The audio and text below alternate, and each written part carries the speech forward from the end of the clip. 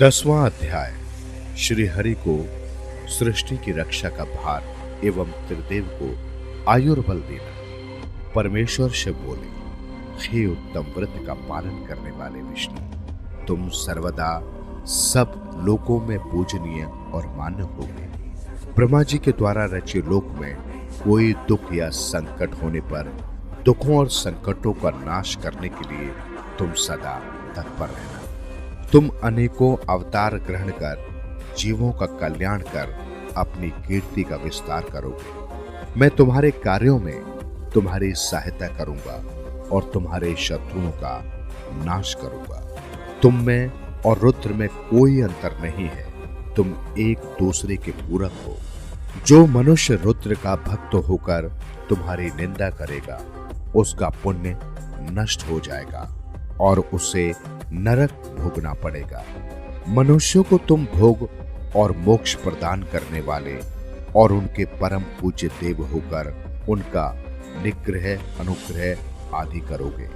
ऐसा कहकर भगवान शिव ने मेरा हाथ विष्णु जी के हाथ में देकर कहा, तुम संकट के समय सदा इनकी सहायता करना तथा सभी को भोग और मोक्ष प्रदान करना तथा सभी मनुष्यों की कामनाओं को पूरा करना।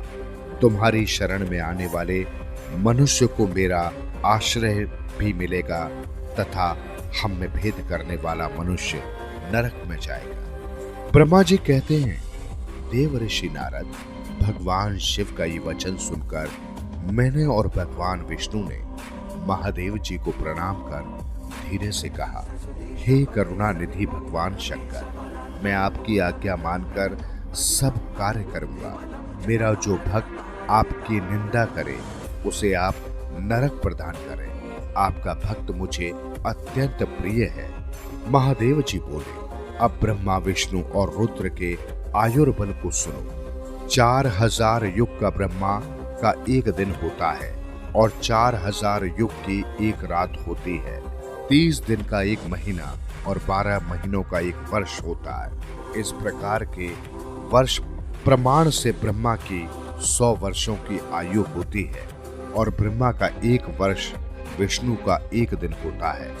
वो भी इसी प्रकार से 100 वर्ष जिएंगे तथा विष्णु का एक वर्ष रुद्र के एक दिन के बराबर होता है और वो भी इसी क्रम से 100 वर्ष तक स्थित रहेंगे। तब शिव के मुख से एक ऐसा श्वास प्रकट होता है जिसमें उनके 21,600 दिन और रात होते हैं। उनके 6 बार सांस अंदर लेने और छोड़ने का एक पल और 8 घड़ी और 60 घड़ी का एक दिन होता है। उनके सांसों की कोई संख्या नहीं है, इसलिए वे अक्षय हैं। अतः तुम मेरी आज्ञा से सृष्टि का निर्माण करो। उनके वचनों को सुनकर विष्णु जी ने उन्हें प्रणाम करते हुए कहा कि आपकी आज्ञा मेरे लिए शिरोधार्य है। ये सुनकर भगवान शिव ने उन्हें आशीर्वाद दिया और अंतर्धान हो गए।